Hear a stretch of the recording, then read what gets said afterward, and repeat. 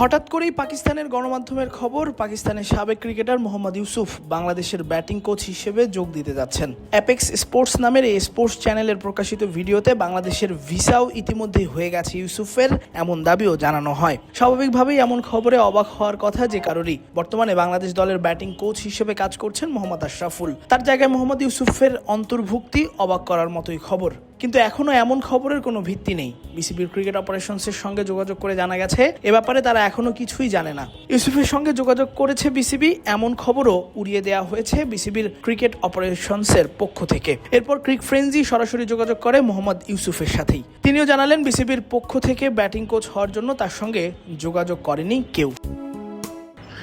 Not yet anybody talked to me. Okay, so BCB didn't approach you yet, right? No, yes. Okay. Not approached me yet. Yeah. Freeze that time all done, freeze that time all done, freeze that time all done.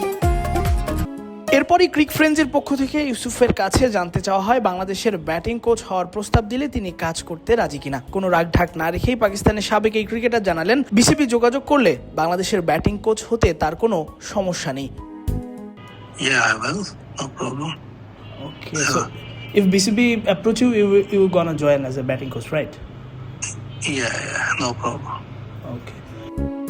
পাকিস্তানের হয়ে ওয়ানডেতে ৯,৭২০ run এবং টেস্টে ৭,৫০০-এরও বেশি run করা এই batter coach হিসেবেও বেশ অভিজ্ঞ।